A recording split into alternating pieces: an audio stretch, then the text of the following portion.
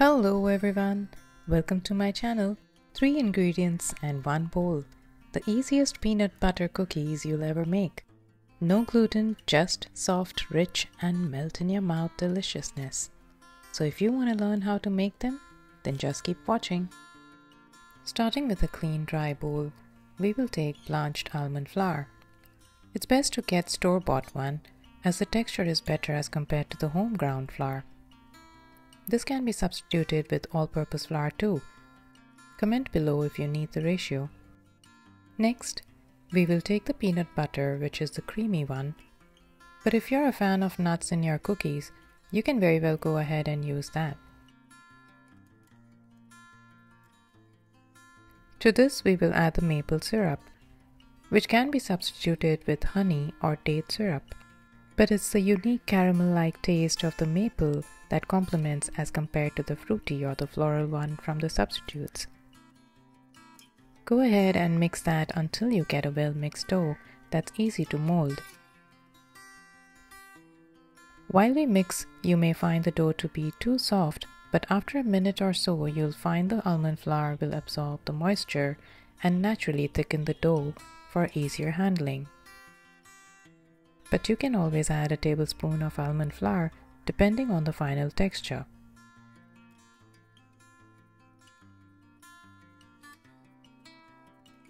This is the texture we are looking for.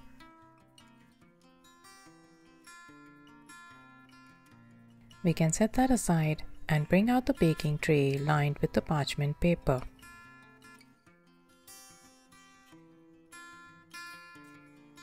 Now taking a tablespoon to scoop out a golf ball sized dough. This would weigh anywhere between 20 to 25 grams. We will squeeze it gently and roll it into a smooth ball without any cracks.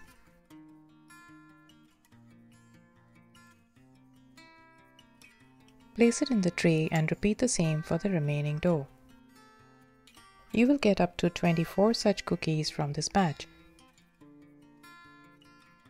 And if you wish to save it up for another day, you can always freeze half a batch and bake them on the day you want to have them fresh out of the oven.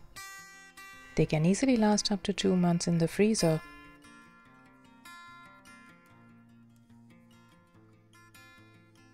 Once you're done with the cookie balls, all you need to do is take a fork and press it down gently, giving it a crisscross impression.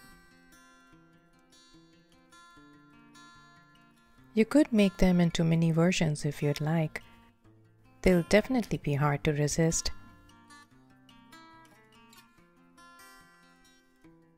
These peanut butter cookies are also a great way to give your kids a healthier option for their school snack too.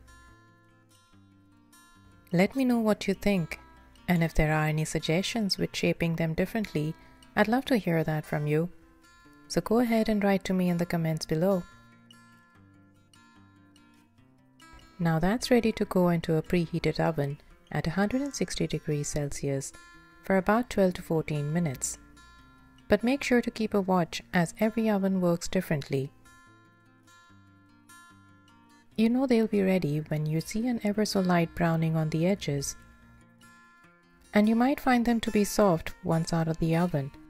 But be patient as they will firm up after they cool down for a good 30 minutes on the tray. You can have them as it is, but I like to dress them up with a little dark chocolate for my guests.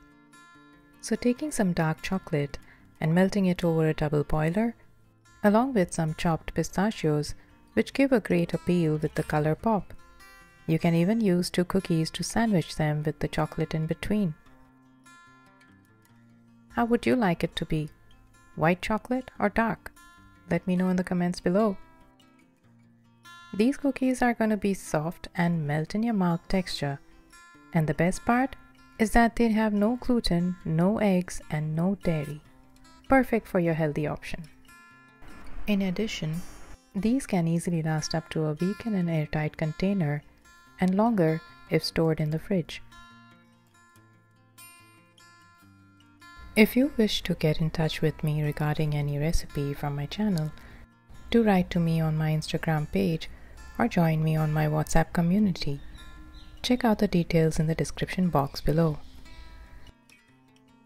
There you have it, your 3-ingredient peanut butter cookies. So have them plain or dipped in chocolate. These are the best on-the-go snack you'll ever want. Let us see how they've turned out on the inside. Perfectly baked with a little browning on the bottom as well. Soft, melt-in-your-mouth texture. But if you're a fan of crisp cookies, you can surely bake them for 5 more minutes at a low temperature. Hope you liked this recipe. And now to showcase some of our viewers' creations. I'm truly happy to see them. And if you'd like me to feature yours, then send me a pic on my Insta page and I'll have it up. Thank you for watching. Bye for now.